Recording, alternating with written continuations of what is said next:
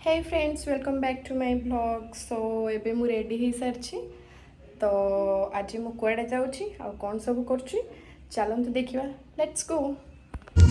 Finally एबे मु on the way अच्छी बस 30 मिनिट्स पर पहुँची जीबी तो मु जाऊँची बईसिंगार गोटे नुआ ढाबा जोटा कि लाल मिर्च है पूरा एनएच साइड रे ही पड़िबो तो देखिबा केमती कोन टेस्ट दउची।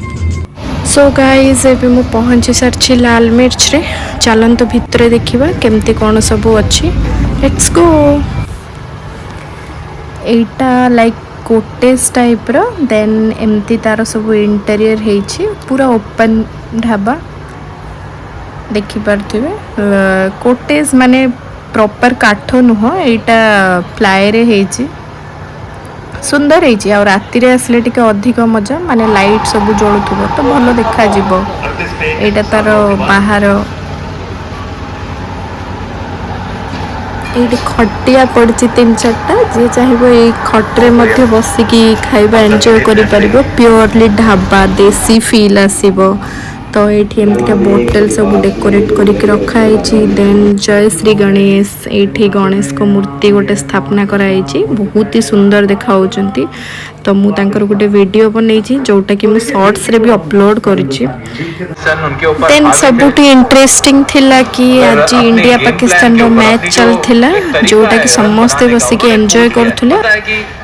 तो एबे मु टेबल रे बसिकी देखुची मेन्यू कौन सब ऑर्डर करिबी जेमिति देखुची पूरा माने कॉपी खाता भाया बसिकी देखुची। देन से मैंने ये पानी आनिकी फर्स्ट देले मत भोक जोरे लगिलानी केतेबेले लंच देबे तो फास्ट हमें सॉफ्ट ड्रिंक्स ऑर्डर करथिलु। फाइनली आसीगला बहुत सुंदर डेकोरेट करथिले स्पेशली ताको छत्ताटा मते बहुत भल लागिला देखिया टेस्ट करके केमती लागुची डेकोरेट बहुत बढ़िया से करछंती।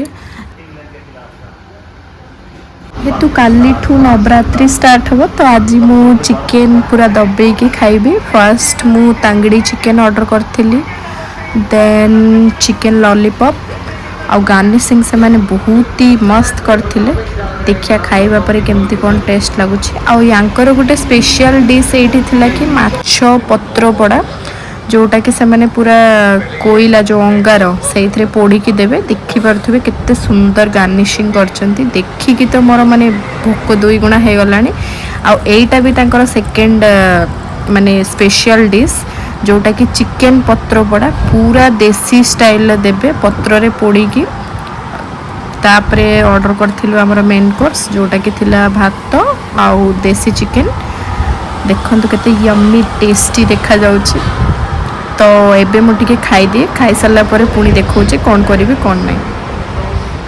तो एबे मोर लंच सरी जाइए जदि मु ऑनेस्टली रिव्यू देबी देन 5 रु मु 3.5 ही देबी बस देसी ढाबा फील हो बट खाइबा एवरेज ही थिला। देन मु एठी टिके झुली देली तापरे एबे घर को जिबा इवनिंग भी हे आसलानी धीरे धीरे। आशा करूची आपण माननकु आजिकार ब्लॉग टी भल लागियो देखा हबो नेक्स्ट ब्लॉग रे। Till then take care lots of love जय